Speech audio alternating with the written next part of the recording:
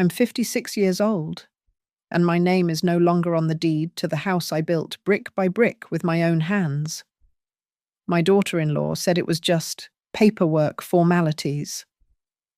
This morning, when she brought someone over to assess the property, I set my keys down on the kitchen table, smiled, and opened the wooden box where I kept evidence she never knew existed. Next week, we'd meet again, but at the Wren County Courthouse. She thought I'd cry. I chose to stand. My name is Eleanor Whitaker Nora to anyone who's known me longer than 5 minutes, and I've lived at 114 Willow Bend for 28 years. The morning everything changed started like any other Tuesday in late September. I was arranging chrysanthemums at my small flower stand, blue juniper blooms, when my phone buzzed with an email from the Wren County Registry of Deeds. Notice of ownership transfer. The words blurred as I read them 3 times. The property at 114 Willow Bend now belonged to Sloane A. Whitaker, my daughter-in-law. My hands trembled as I called Mark, my son. He answered on the 4th ring, his voice carrying that familiar, exhausted tone he'd developed since marrying Sloane 2 years ago. "Mom, is everything okay?" "Mark, there's been some mistake. I just received a notice saying Sloane owns the house." A pause. Then, "Oh, that. Yeah. Sloane said she was helping you formalize things. You know, for tax purposes." "Formalize what things? This is my house." "Mom, don't get worked up. Sloane handles all our finances. She knows what she's doing. Her family's been in real estate for decades." The Archer and Sons Development logo flashed in my mind. Sloane never let anyone forget her family's business empire. "Mark, I never signed anything. You probably just forgot. Look, I'm in a meeting. We'll talk later. Okay?" The line went dead. I stood there among the flowers, their sweet scent suddenly cloying. 28 years of mortgage payments, property taxes, that new roof after the hailstorm of 2019, all of it apparently meant nothing. That evening, Sloane arrived at my door with a man in a navy blazer. She wore her usual uniform cream blouse, tailored pants, and a smile that never reached her eyes. "Nora, this is Bradley from Hartwell Realty. He's just here to do a quick assessment." "Assessment for what?" "Oh, you know, optimizing the property value, making sure everything's up to code." She brushed past me, her heels clicking on my hardwood floors. "Bradley, you'll want to see the kitchen first. Original cabinets from the 90s definitely need updating." I watched this stranger photograph my home while Sloane narrated its flaws. The water stain on the ceiling from last winter's ice dam, the outdated bathroom fixtures, the single-pane windows that hemorrhaged heating costs. "The neighborhood's really transitioning," Bradley said, tapping on his tablet. "Young families are moving in, looking for modern amenities. This lot alone could fetch quite a sum." "I'm not selling," I said. Sloane's laugh tinkled like breaking glass. "Of course not. We're just exploring options. You know, for when you're ready to downsize. There's a lovely senior community opening up on Birch Row. All the maintenance handled for you." I walked to the kitchen table and carefully placed my house keys on its surface. Then I reached for the ceramic bowl where I kept mail and pulled out an envelope, my most recent property tax receipt, paid in full. Eleanor Whitaker printed clearly as the owner. "Strange," I said, setting it prominently on the table. "The tax assessor seems to think I still own this place." Sloane's smile tightened. "Paperwork always takes time to process. Bradley, I think we've seen enough." As they headed for the door, I pressed the small button on my phone in my pocket, activating the voice recorder. "Sloan," I called out. "When exactly did this ownership transfer happen?" She paused, her manicured hand on the doorknob. "Recently. Don't worry about the details. Nora. That's what family is for, taking care of these complicated things." "How thoughtful," I said, noting how she avoided the direct question. After they left, I sat in my kitchen, and pulled out the wooden box my late husband Tom had made in his workshop. Inside were our important documents: marriage certificate, his death certificate, the original deed to the house. I ran my finger over our signatures from 1996, when we'd barely had enough for the down payment. The doorbell camera had been Sloane's Christmas gift to me last year. "For your safety," she'd said. How ironic that it had just recorded her bringing a realtor to evaluate my home without my permission. I pulled up the app and saved the footage to my cloud storage. Then I opened my laptop and began typing a list: Stanford and Pike Notary Desk, where Sloane claimed to have a connection.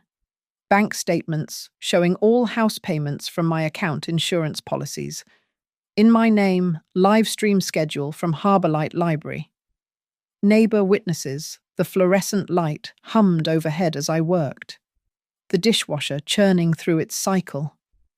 Such ordinary sounds for such an extraordinary betrayal. My son's wife hadn't just stolen my house, she'd erased my name from the home where I'd raised Mark, where I'd nursed Tom through his final months, where every creaking board and stubborn window knew my touch. Tomorrow, I would visit the Registry of Deeds. Tonight, I would prepare. The transformation of my son began the day he married Sloane. I remember standing in the church vestibule, watching her adjust his tie with possessive precision. "Your college friends are so loud," she'd murmured. And by the reception, Mark had barely spoken to them. Within 6 months, he'd changed his phone number. "Sloane thinks it's better for my professional image," he'd explained, as if the friends who'd carried him through his father's death were suddenly beneath him. Tom and I had saved for 15 years to help with a house down payment. The morning of Mark's 30th birthday, I'd handed him the check, $40,000, in a money market account we'd never touched. Not even when Tom's medical bills mounted. Mark had cried. Sloane had immediately started talking about leveraging capital and investment optimization. They bought the house on Maple Ridge within a month. I attended exactly 3 dinners there before Sloane started scheduling them during my library shifts. "Oh, Nora works such unusual hours," she'd tell people, as if my 20-year career was a quirky hobby. The breaking point came last Thanksgiving. Sloane had cornered me in her pristine kitchen while Mark dozed on the couch, drowsy from wine she kept refilling. "Nora, we need to discuss estate planning," she'd said, sliding papers across the marble counter. "This is a limited power of attorney, just for insurance purposes. Mark's father's death was so chaotic. We want to help you avoid that burden." I'd read every word while she tapped her nails impatiently. The document would give her broad authority over my financial decisions. "I'll think about it," I'd said. "There's nothing to think about. It's standard procedure. My parents did this years ago." "Your parents have 3 lawyers and a financial advisor." Her smile had turned arctic. "Are you suggesting I'd take advantage of you?" "I'm suggesting I'll read this at home and consult my own attorney." She'd snatched the papers back. "Mark said you could be difficult about change." "Did he?" I'd looked at my son, slack-jawed in sleep. When had he become this man who discussed his mother's difficulties with his wife 2 weeks later? Mark called to apologize not for the ambush, but for my misunderstanding Sloane's intentions. The script was so clearly hers, I could practically hear her coaching him. That's when I started paying attention. Sloane accompanied Mark to every family gathering, answered questions directed at him, checked his phone while he showered. She'd redecorated their house to erase any trace of his preferences. Gone were his vintage movie posters, his father's old leather chair, the bookshelf he'd built in high school shop class. It's called elevated living, she'd explained, gesturing at the sterile grey walls and glass surfaces. Mark's aesthetic was so collegiate. At dinner parties, she'd introduce him as my husband who works in accounts, reducing his CPA certification to something quaint. She'd laugh about his simple tastes, how he'd be happy with beer and pizza if she didn't civilize him. Mark would smile tightly and squeeze her hand, a trained response. The control extended to finances. Mark's paychecks went into a joint account only Sloane accessed. She gave him an allowance. She actually used that word for lunch and gas. When he'd wanted to buy new running shoes, he'd called me, embarrassed, to borrow $60. Why don't you use your credit card? I'd asked. Sloane manages those. She says I'm not strategic about spending. I'd given him the money and watched him fold the bills carefully into his wallet. A 32-year-old man hiding cash from his wife like a teenager. The Stanford and Pike notary desk connection she'd bragged about should have been my warning. She'd mentioned it casually at Easter dinner, while discussing some property her family's company had acquired. The notary there is very accommodating, she'd said, cutting her lamb with surgical precision. Some people are so rigid about documentation, but Bernard understands that families sometimes need flexibility. Flexibility, I'd asked. You know, when elderly relatives can't make it in person, or when signatures need expediting. She'd looked directly at me.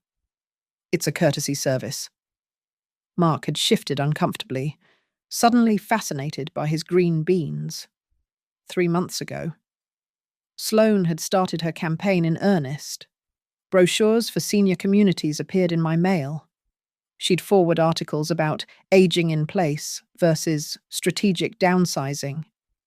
During Sunday dinners, she'd mention friends whose parents had stubbornly stayed in large homes until they fell or had incidents. Your mother's house is so much work for her, she'd told Mark within my earshot. 3 bedrooms for one person, and those stairs, it's practically a liability. Mom's only 56, Mark had protested weakly. Exactly. Young enough to enjoy a maintenance-free lifestyle, old enough to be realistic about the future. The night before I received the ownership transfer notice, they'd come for dinner. Sloane had walked through my rooms like an appraiser, running her fingers along surfaces, testing windows, photographing problem areas with her phone. For insurance purposes, she'd said when I'd asked. Now I understood. She'd been cataloguing her new asset, planning renovations, calculating profit margins. My son sat at my kitchen table, eating my pot roast, while his wife inventoried my home like a vulture circling dying prey. The wine glass in Mark's hand had trembled slightly, the only sign he knew what was coming. The Wren County Registry of Deeds occupied a limestone building that smelled of old paper and floor wax. I arrived at 8:30 sharp, my hands steady despite the rage simmering beneath my skin. The clerk, a young woman with sympathetic eyes, pulled up the file within minutes. Here's the quitclaim deed, she said, sliding the document across the counter. Recorded September 15th at 2:47 p. I stared at the signature. Eleanor W., a childish scrawl that looked nothing like my careful cursive. The notary seal bore the name Bernard Hutchins from Stanford and Pike Notary Desk. The witness signature was illegible. "I need a certified copy," I said. "And any other documents filed regarding this property." "Of course." She paused, studying my face. "Ma'am, if you believe there's been fraud, I know there has been." The critical detail hit me as I sat in my car examining the document. September 15th, 2:47 p.m. I pulled up my phone and opened the Harbour Light Library's Facebook page. There it was, my face. Live streaming a book review session that ran from 2 to 3:30 p.m. that exact day. Time-stamped comments from viewers proved I'd been there the entire time. I drove home to find an envelope taped to my door. Formal letterhead. Archer and Sons Development. Inside. Sloane's calculated cruelty in black and white, notice of required vacancy. As the legal owner of 114 Willow Bend, I am providing you 30 days' notice to vacate the premises. Please arrange for the peaceful transfer of possession by October 15th. No mention of our relationship. No acknowledgement that she was evicting her husband's mother. Just cold, corporate language. I photographed the letter and added it to my growing file. That night, I sat among boxes of memories, not packing but cataloguing. Tom's old wool coat still hung in the closet, smelling faintly of his pipe tobacco. I pressed my face against it, allowing myself 10 seconds of grief before returning to my list. Notary public complaint form, bank statements showing all mortgage payments, property tax records. 1996 to present homeowners' insurance policies, live stream footage with timestamp, doorbell camera recordings, utility bills in my name. I pulled out my laptop and researched Bernard Hutchins. His notary license showed 3 complaints in the past 2 years, all involving elderly property owners, all dismissed for insufficient evidence. Stanford and Pike Notary Desk had a 1-star Google review from a woman claiming they'd notarized her mother's signature while her mother was in hospice. My phone buzzed. Mark. Mum. Sloane says you're being difficult about the moving arrangements. There are no moving arrangements. Mark. This is my house. She showed me the deed. Your signature. I was live streaming at the library when that document was supposedly signed. Would you like to see the footage? Silence. Then, maybe there's been a misunderstanding. The only misunderstanding is Sloane thinking I'd roll over and play dead. Mum, please, just look at the senior community. It's actually nice. I hung up. The next morning, I returned to the registry with my evidence folder. The same clerk's eyes widened as I laid out the live stream screenshots next to the deed. Ma'am, you need an attorney. Now. Can you tell me who else Bernard Hutchins has notarized for recently? She hesitated, then pulled up the records.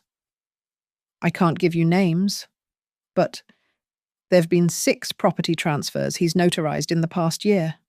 All elderly owners, all quitclaim deeds, all fraudulent. I can't say that, but 3 have been challenged in court. I wrote down the case numbers and thanked her.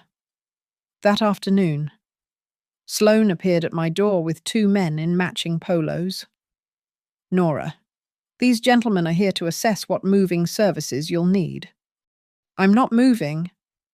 The legal transfer has been completed. I'm trying to make this easy for you. I pulled out my phone and started recording. Sloane, did you forge my signature on a quitclaim deed dated September 15th? Her face went rigid. That's a serious accusation. It's a yes or no question. I facilitated a legal transaction that you agreed to. When did I agree? You've been saying for months that the house is too much for you. I've never said that.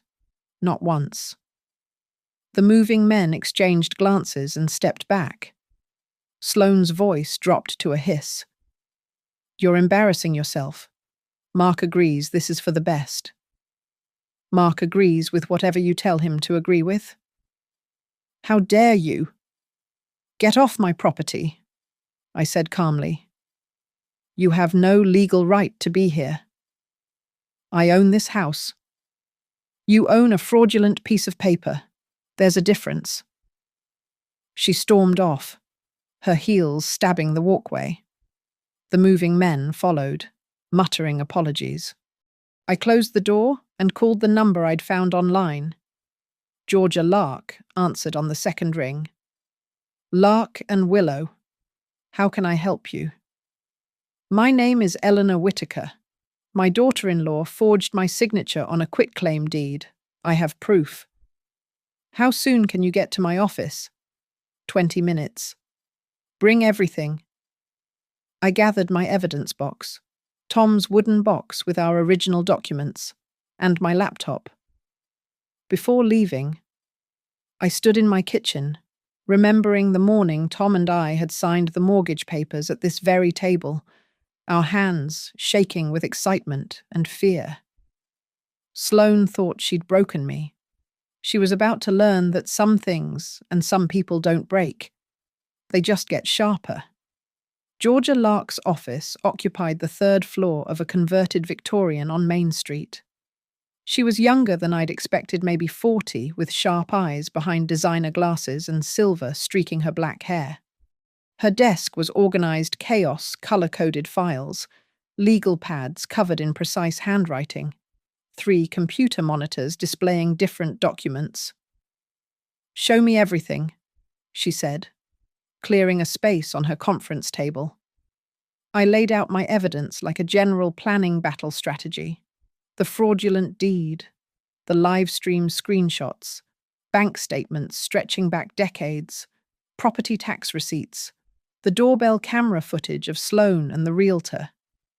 Georgia examined each piece with the intensity of a surgeon.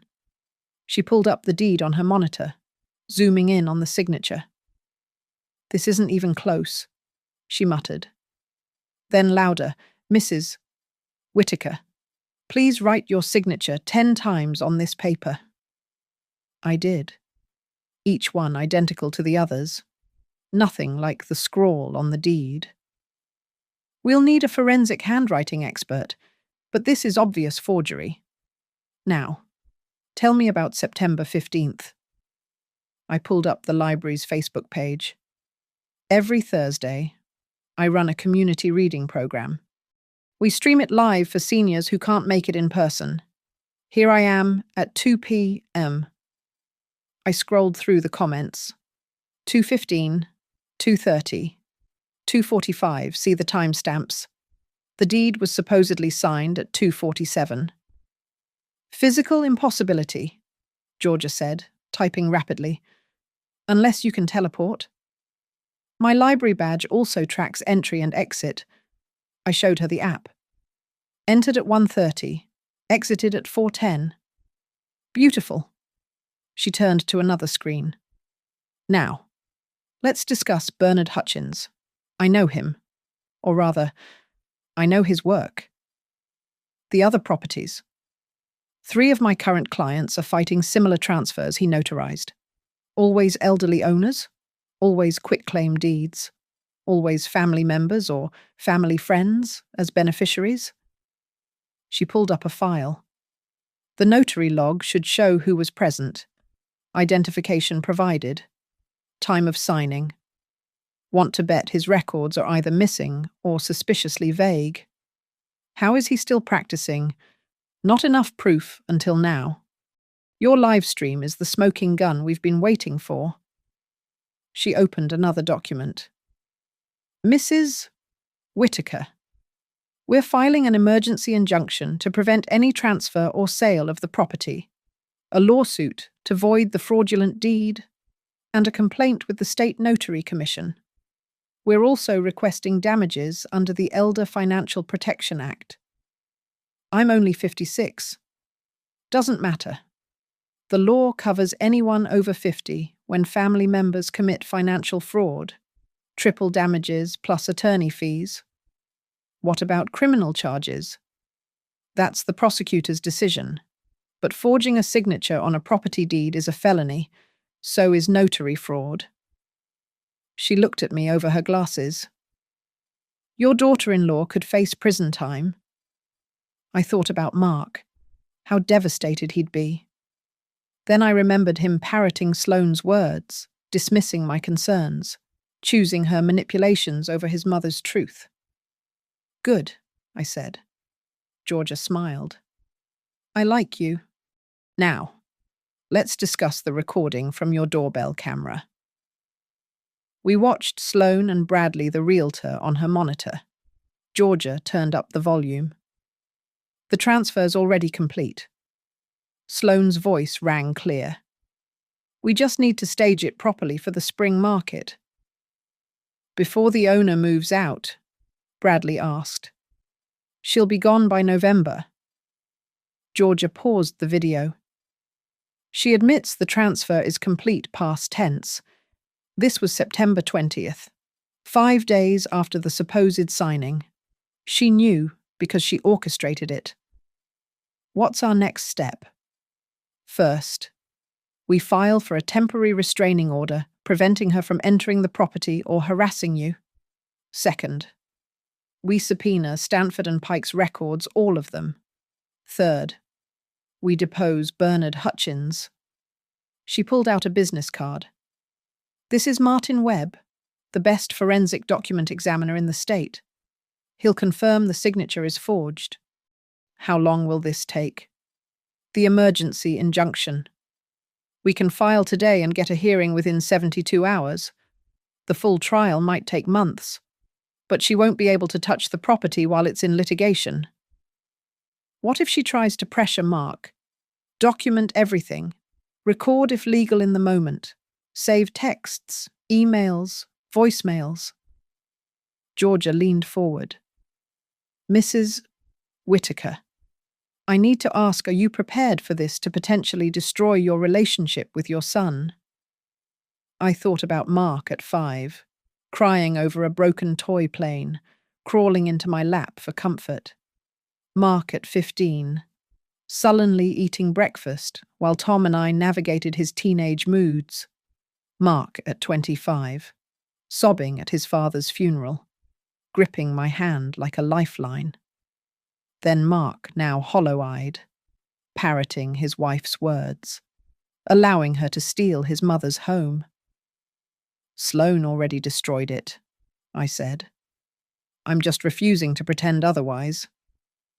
Georgia nodded and pulled out a retainer agreement. As I signed it, she said, there's something else. That birthday recording you mentioned. I pulled out Tom's wooden box and retrieved my phone. Sloane's 31st birthday. Mark insisted on having it at my house. I found the video and pressed play. Sloane's voice, wine loose and careless. Property transfers are so easy. Half the time, the elderly don't even remember signing. One quick signature, a friendly notary, done. My father's built half his portfolio that way. Is that legal? Mark's voice, uncertain. Legal is relative. Sloane laughed. It's efficient. These old people sit on valuable property while young families need homes. We're doing them a favor. Really. Your mum's house alone could be worth twice its current value with proper renovation. Georgia stopped the recording. When was this? August 28th, 2 weeks before the forged deed. Premeditation? Intent? Conspiracy? She was typing furiously. Mrs. Whitaker, you just handed me a nuclear weapon. Will it be enough? Georgia looked up, and for the first time, she smiled broadly. Your daughter-in-law is about to learn what happens when you underestimate a librarian who keeps impeccable records.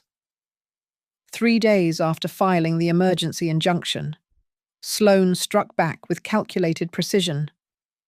The letter arrived by certified mail, written on Archer and Sons development letterhead, signed by both Sloane and Mark. Dear Nora, we understand this transition is difficult for you. To ease your relocation, we're prepared to offer you 6 months paid residency at Senior Suites at Birch Row, a premium community with medical staff and social programs suitable for your age group. This generous offer is contingent upon your signing the attached acknowledgement of property transfer and dropping any legal action. We hope you'll see this as the loving gesture it is family taking care of family. Warm regards, Sloane and Mark Whitaker. The attached brochure showed smiling elderly people playing cards in a beige common room. The premium suite was a 300-square-foot studio with a kitchenette, prison cells with doilies. I set the letter aside and didn't respond. Georgia had warned me, silence is often the best weapon. Let them wonder what you're planning. That evening, Mark appeared at my door alone, a rare occurrence. His shirt was wrinkled, his hair uncombed. He looked like he hadn't slept in days. Mum, can we talk? I let him in, but didn't offer coffee. We sat at the kitchen table where he'd done homework for 18 years. Sloane means well, he started. No, she doesn't. She's trying to help. I placed the fraud evidence folder on the table. Read it. Mum. Read it. Mark. The forged signature. The timestamp proving I couldn't have signed it. The recording of your wife discussing how easy it is to steal property from old people. Read it all. His hands shook as he opened the folder. I watched his face change as he examined each document, the live stream screenshots, the notary logs with their suspicious gaps, the forensic analyst's preliminary report stating the signature was definitively not authentic. This has to be a mistake, he whispered. The only mistake was Sloane thinking I'd disappear quietly. She said you agreed. She said you were getting confused, forgetting things.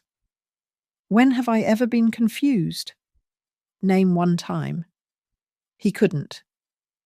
Mark, your wife has been planning this for months. That birthday dinner recording. She literally announced her intentions while drunk on wine you poured.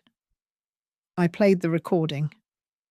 Mark's face went grey as he heard his wife's voice describing her father's methods, calling my house an undervalued asset, laughing about elderly people not remembering what they signed. I wasn't paying attention that night. You never pay attention when it matters. You let her answer for you, think for you, make decisions for you. And now you've let her steal from me. I didn't know. Your name is on the letter offering me 6 months in a nursing home. Mark. 6 months. Then what? The street. He buried his face in his hands. She said it was a nice place. She said you'd be happier there. In a studio apartment with strangers, instead of the home where I raised you, where your father died, where every corner holds 30 years of memories. I'll talk to her. I'll make her stop. You can't make Sloane do anything. You can't even buy shoes without her permission. That hit home. His face flushed with shame. Mom, please, don't go to court. It'll destroy everything. Everything's already destroyed. Mark, I'm just refusing to be buried in the rubble. He stood to leave, then turned back. She's my wife. And I'm your mother. Or I was, before you let her erase me like a typo. That night, Sloane's social media erupted.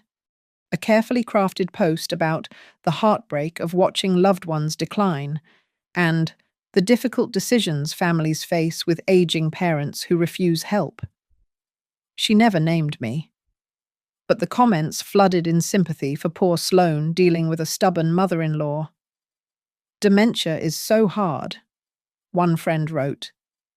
You're a saint for trying to help her.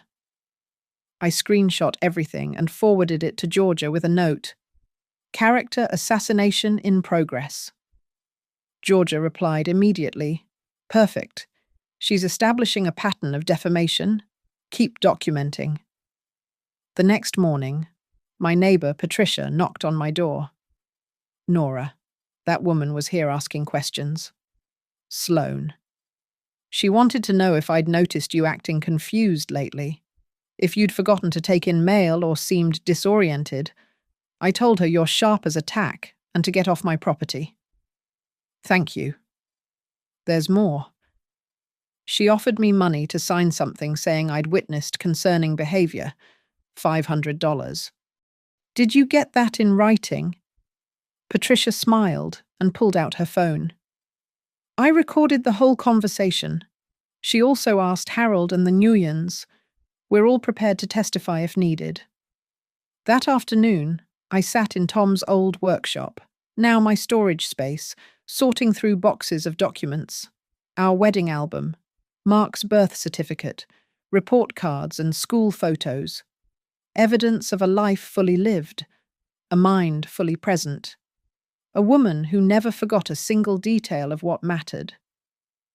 I found the original deed from 1996, Tom's signature next to mine, the notary seal, crisp and official.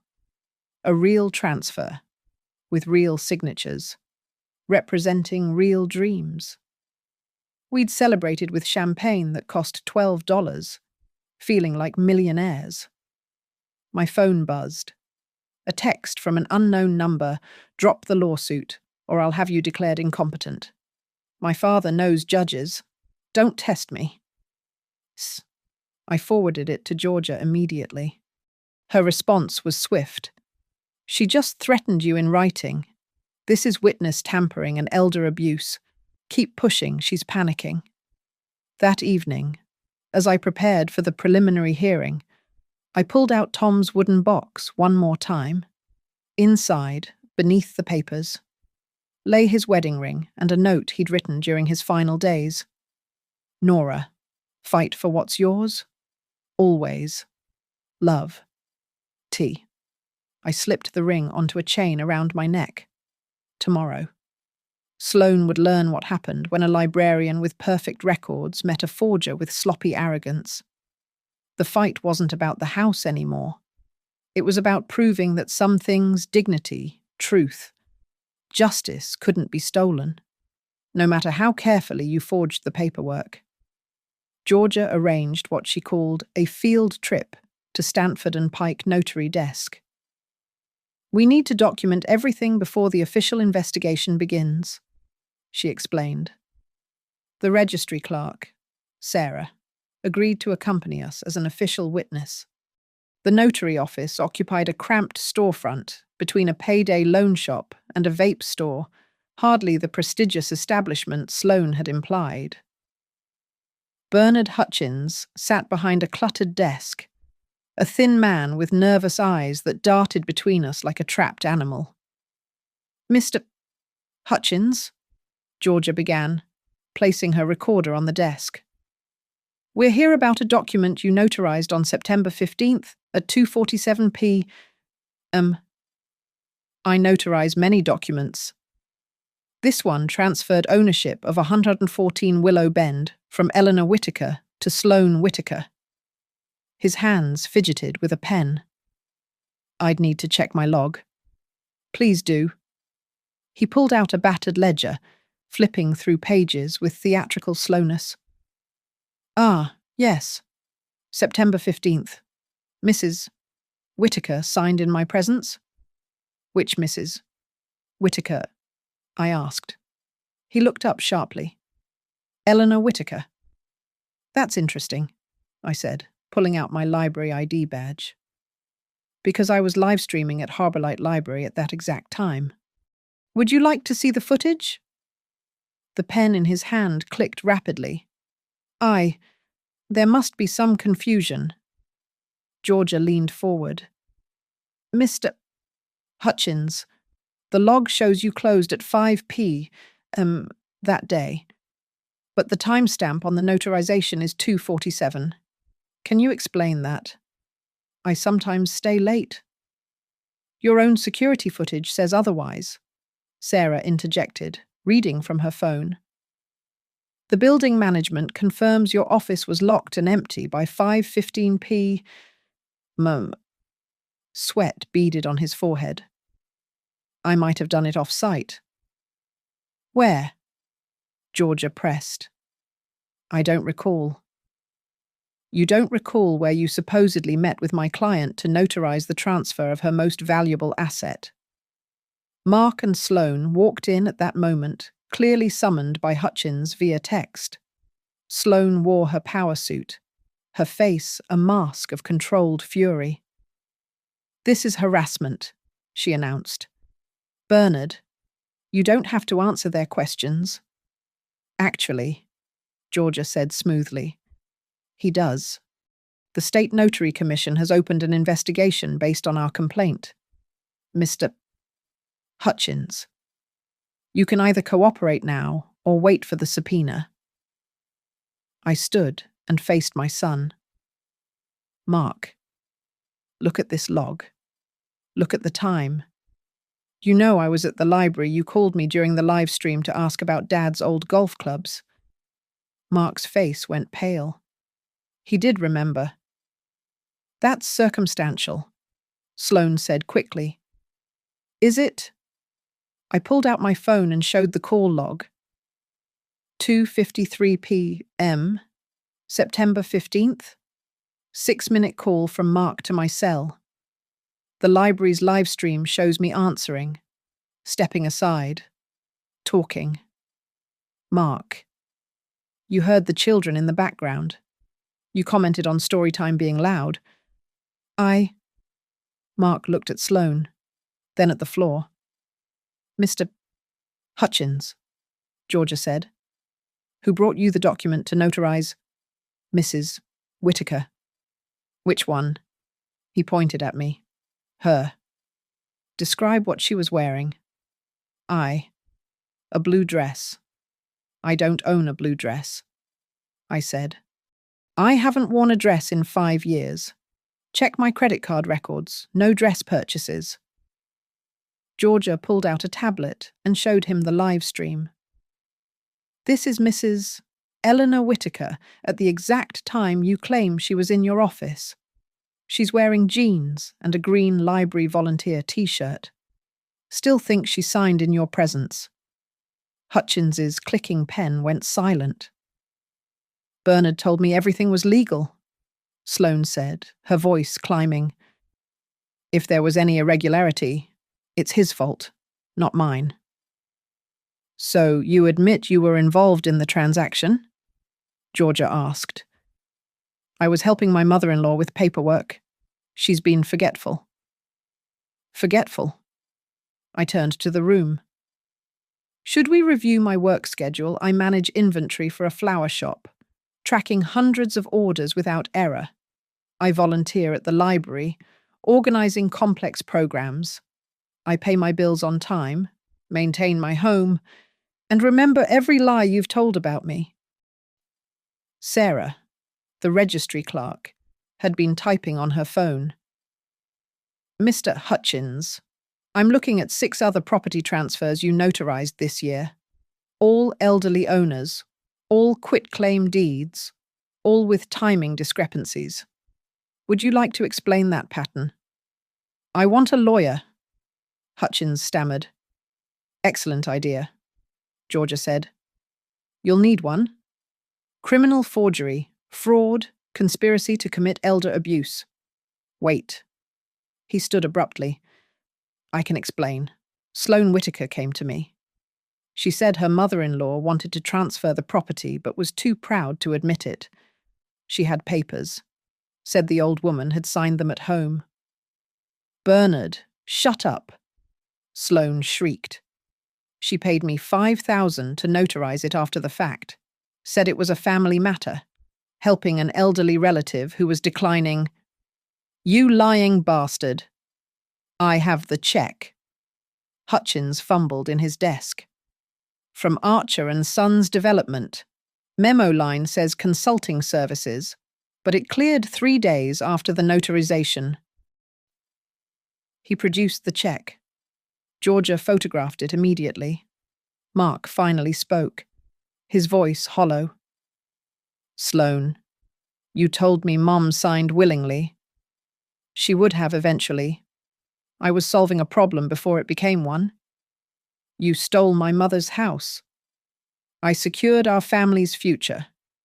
That house is worth 4 times what she paid. Your mother's sitting on a gold mine while we're paying mortgage on a house half the size. It's her home. It's an asset, God. Mark. This is why I handle our finances. You're too emotional to see opportunity. I watched my son's face transform as the scales finally fell from his eyes. 3 years of manipulation crystallized in this moment, the isolation from friends, the financial control, the steady erosion of his autonomy. We're done, he said quietly. Don't be dramatic. We're done?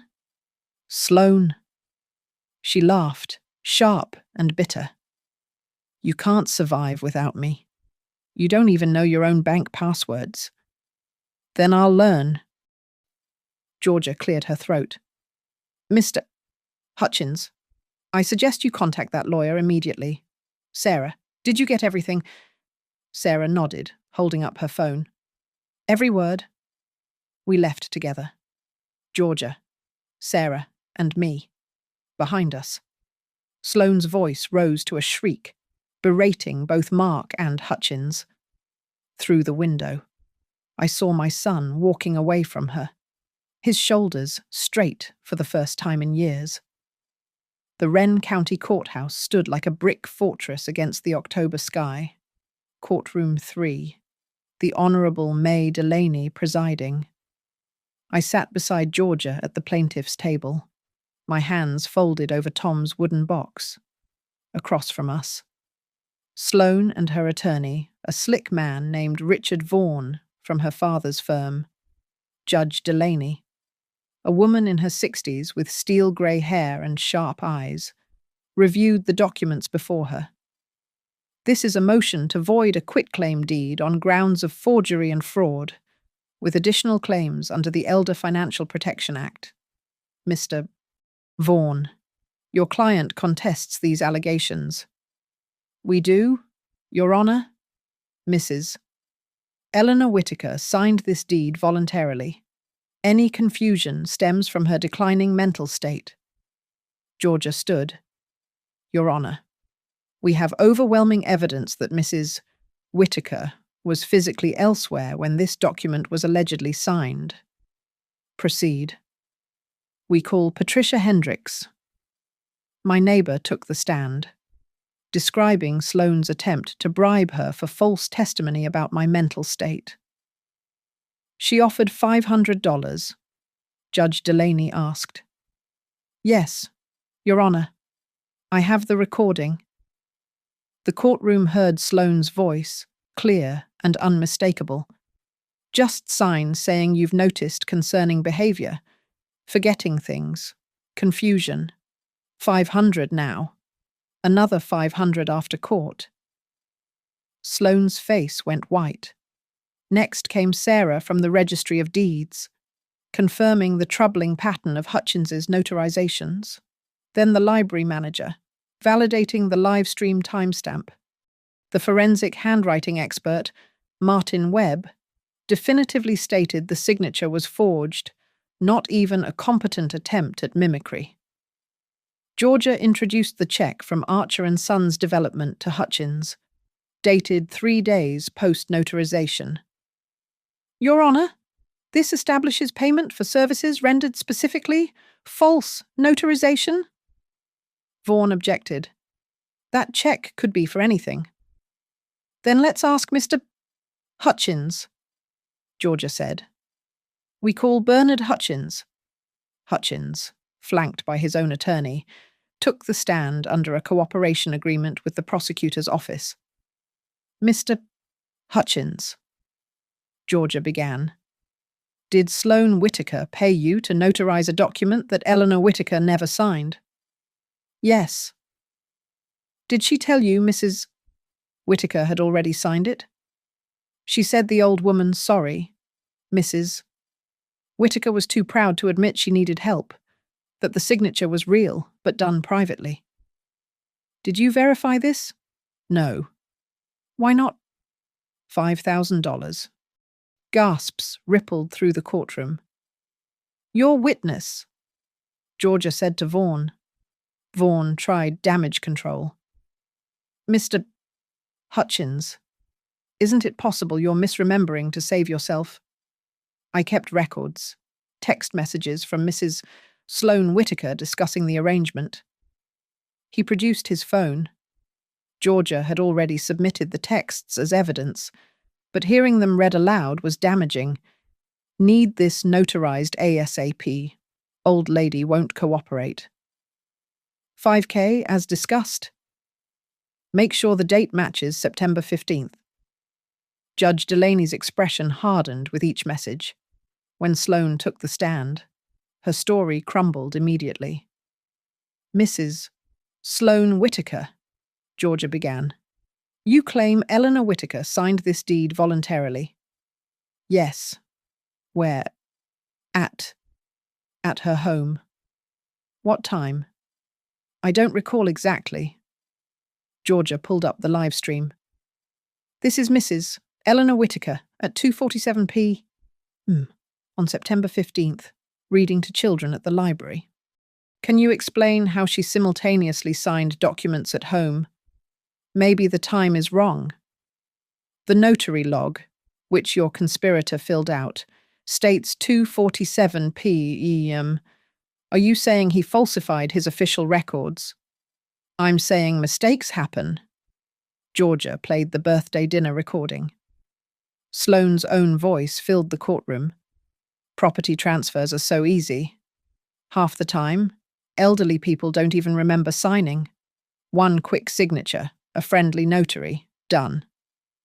Still think this was voluntary? Georgia asked. That was taken out of context. What context makes fraud acceptable? Vaughan objected.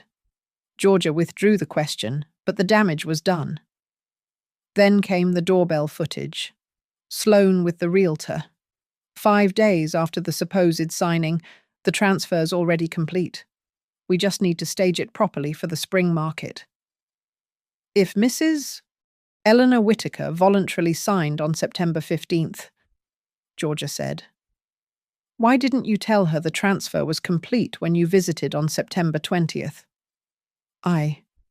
She knew. Then why did she ask when the ownership transfer happened? And why did you deflect instead of answering? Sloane's composure finally cracked. She's old. She doesn't understand modern real estate. I was trying to help optimize an underutilized asset. By stealing it. I didn't steal anything. That house should be generating income, not sitting there with one old woman rattling around in it. Mark agreed. Mark Whitaker is not party to this fraud. Georgia interrupted. He's prepared to testify that you told him his mother had agreed to the transfer. Judge Delaney raised her hand.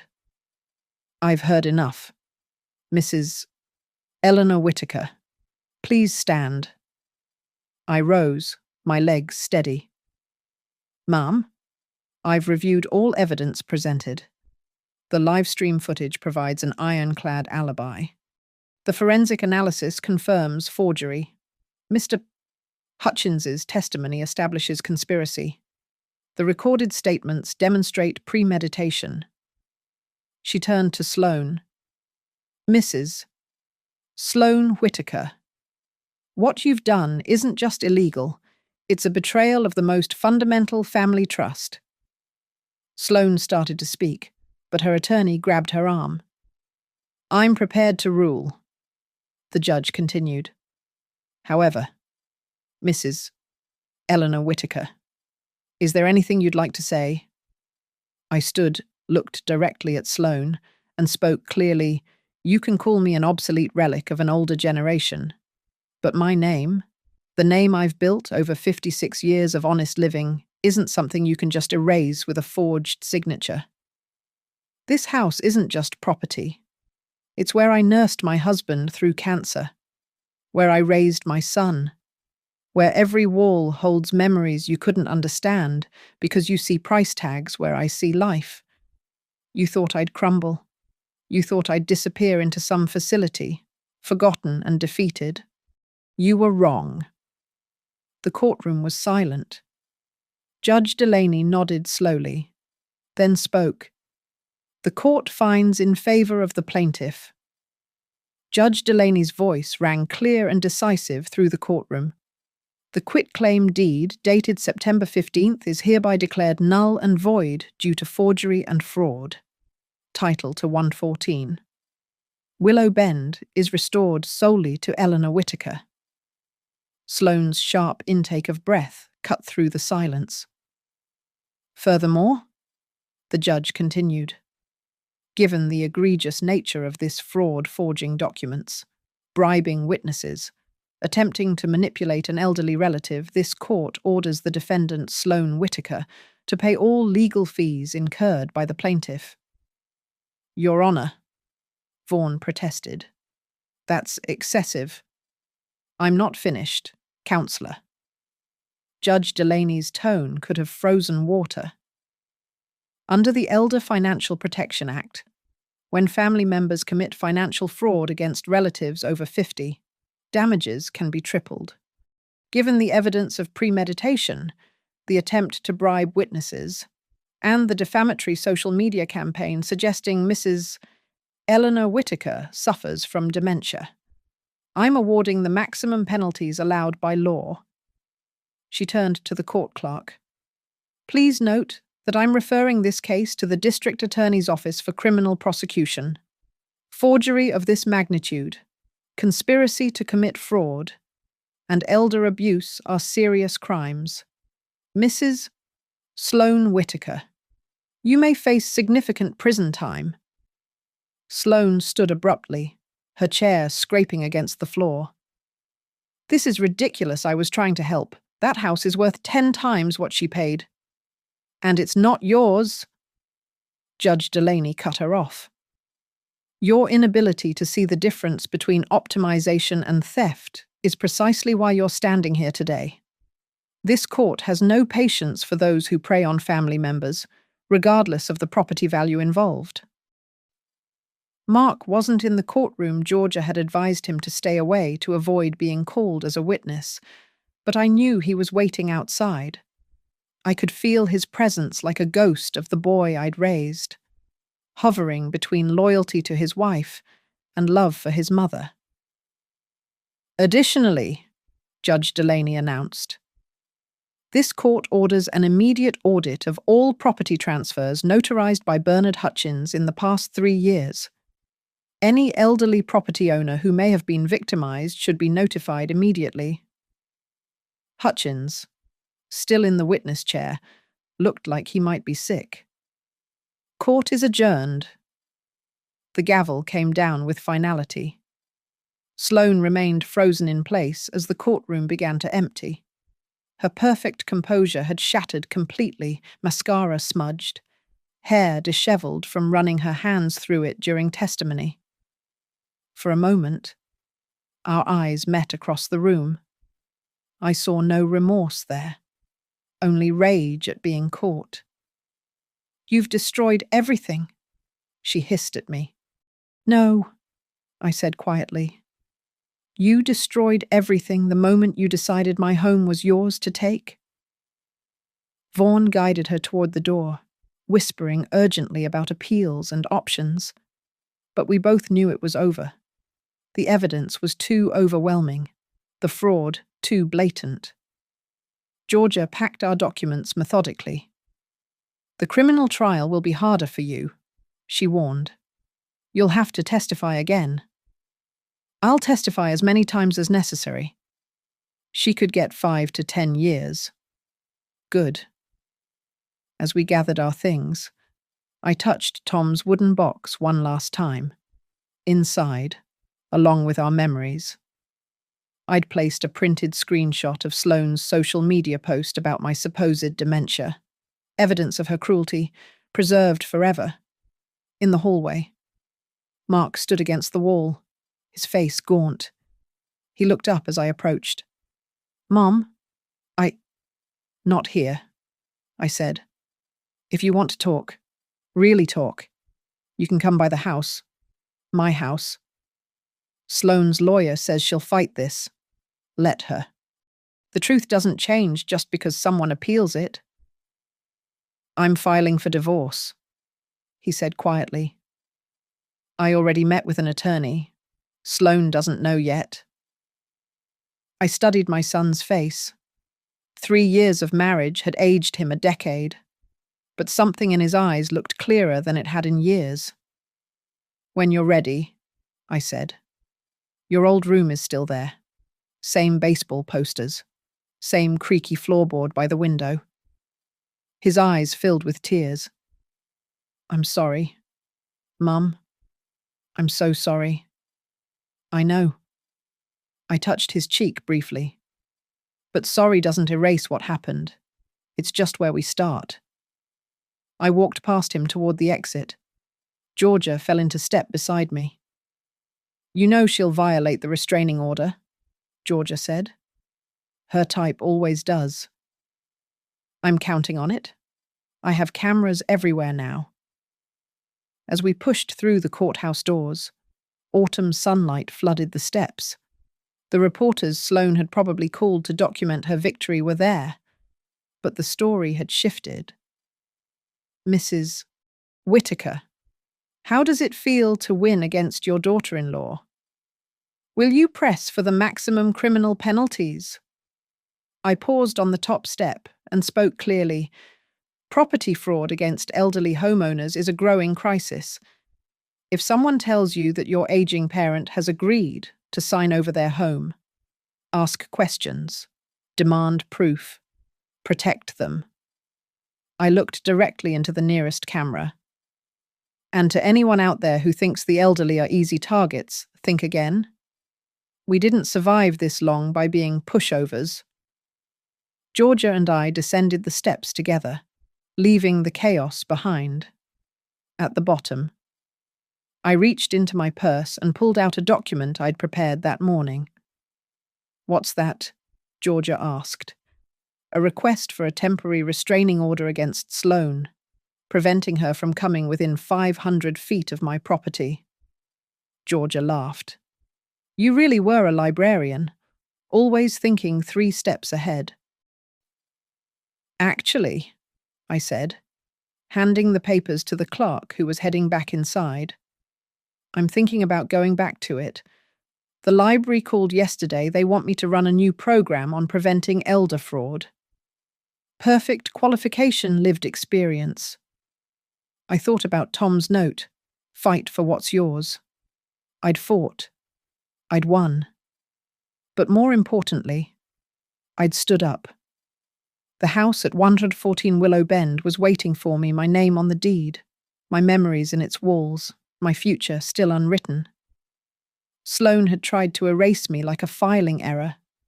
Instead, she'd reminded me that I wasn't just holding space in this world, I was claiming it.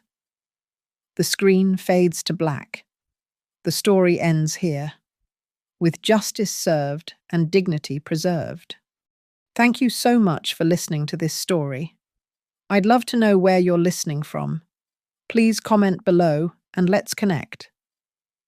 If this story resonated with you, please subscribe to the channel and share your thoughts. Your experiences and perspectives mean the world to me, and I read every single comment.